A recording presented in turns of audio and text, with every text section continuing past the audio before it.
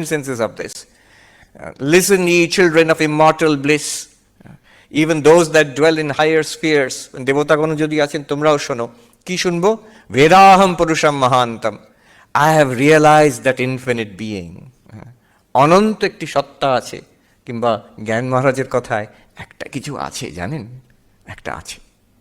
সেটা স্বামীজি বলছেন, বেদাহম পুরুষম মহান্তম আদিত্য বর্ণম, সূর্যের মতন উজ্জ্বল, জড় জড় প্রকাশে নয়, with the light of consciousness, চৈতন্য। তমসঃ পরস্তাৎ, আমাদের যে স্বাভাবিক যে দুঃখ কষ্ট সীমিত জীবন, তার পারে একটি সত্তা আছে। আচ্ছা, যদি থাকে মেনেও নিলাম, তাতে কি লাভ? তমেব বিদিত্বা অতি মৃত্যুমেতি, তাকে যদি জানতে পারো তুমি মৃত্যুর পারে চলে যাবে, দুঃখ কষ্টের পারে চলে যাবে চিরকালের জন্য। শ্রীকৃষ্ণ এক জায়গায় বলছেন, ইয়ং লব্ধ্বা ন চাপরং লাভং মন্যতে ততো অধিকম, যাকে পেলে তার থেকে আর বেশি কিছু জীবনে পাওয়ার আছে মনে হবে না। I have got the highest. আর ইয়াসমিন স্থিত দুঃখে না গুরুণাপি বিচাল্যতে, বলছেন যেখানে স্থিত হলে, সেই জ্ঞানে স্থিত হলে, if you are established in that knowledge, the heaviest of sorrows cannot shake you.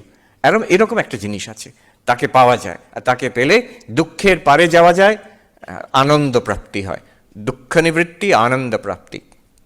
অন্য কোনো উপায় নেই না, অন্য কোনো উপায় নেই। অমৃতত্ব লাভ করতে গেলে অন্য কোনো উপায় নেই। নান্য পন্থা বিদ্যতে আয়নায়। আমরা মডার্ন মেডিকেল টেকনোলজি এই দিয়ে কিছুদিন আয়ু বাড়াতে পারি, কিছু রোগ সারিয়ে দিতে পারি, দুঃখ কষ্ট।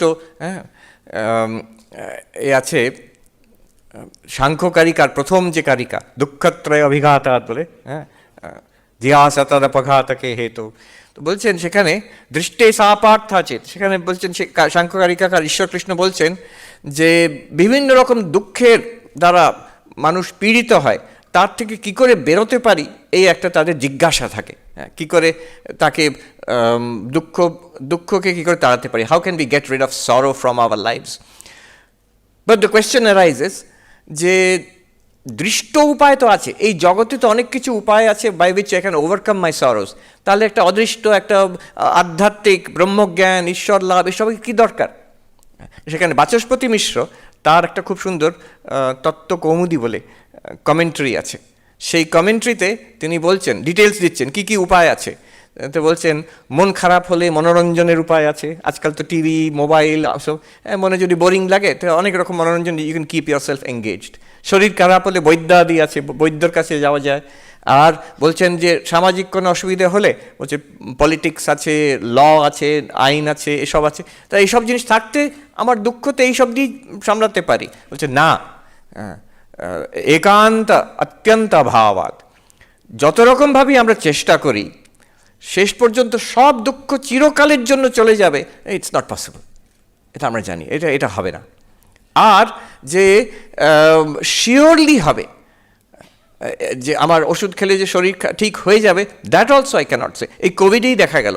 আমি নিউ ইয়র্কে ছিলাম, তখন কোভিড হয়েছে, ম্যাক্সিমাম ডেথ রেট তখন, ফার্স্ট ওয়েভ, যেটা ইন্ডিয়াতে it didn't effect so much, more than 1000 people use to die every day. প্রত্যেক দিন পার ডে একটা শহরে 1000+ ডেথ রেট। সেখানে আমরা নিজে দেখেছি।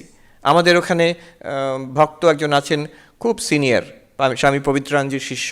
তখন তার বৃদ্ধ, তার বয়স 96 বোধহয়, কোভিড হলো ফার্স্ট ওয়েভে, হাসপাতালে ভর্তি হলেন। আমরা তো ভেবেছি যে আর বোধহয় ফিরে আসবেন না। ঠিক দিব্যি 2-3 দিনের মধ্যে ফিরে এলেন, আর ভালোই আছেন। এবার ওনার 100 বছর বয়স হবে এই মাসে।